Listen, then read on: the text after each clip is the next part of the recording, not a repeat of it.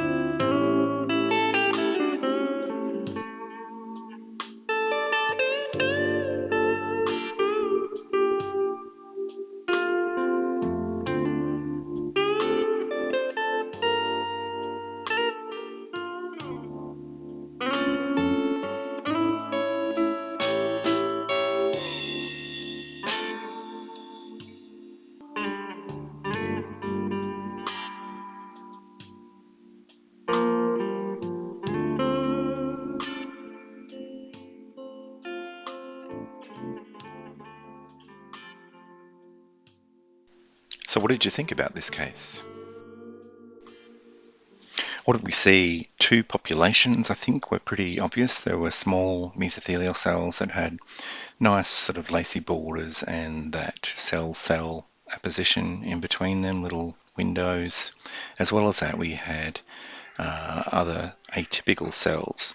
In the diff-quick stain slides, these appeared quite different. They seemed large. They had very large clear vacuoles in most of them and slightly enlarged nuclei that were quite eccentrically placed.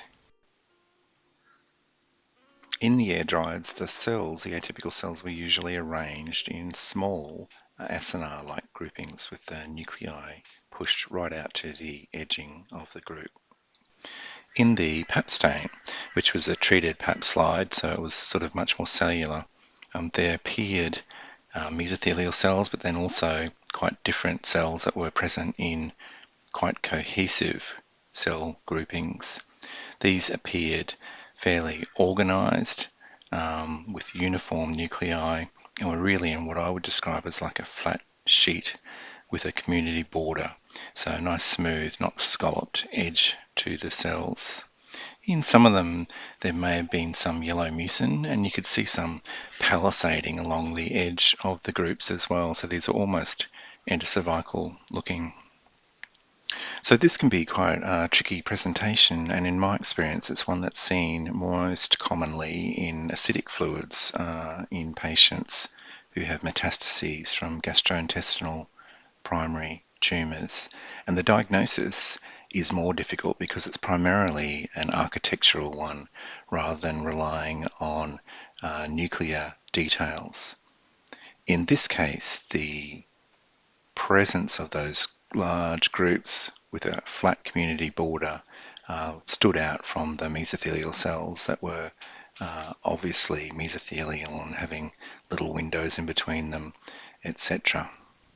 So in this case, identifying two populations really was helpful. A feature that's probably not always helpful, but in this case, that was really the key to the diagnosis. So our provisional diagnosis was metastatic adenocarcinoma. We had a cell block and did a panel of stains on that. I'll just show you a couple of the positives. So the epithelial membrane antigen showed nice diffuse cytoplasmic staining, and the claudin-4 showed that nice membranous positivity.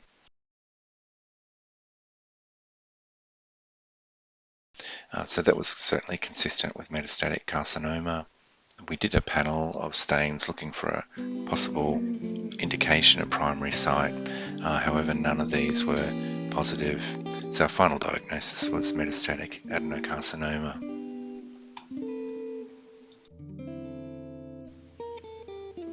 So I hope you enjoyed that case. Thanks for watching.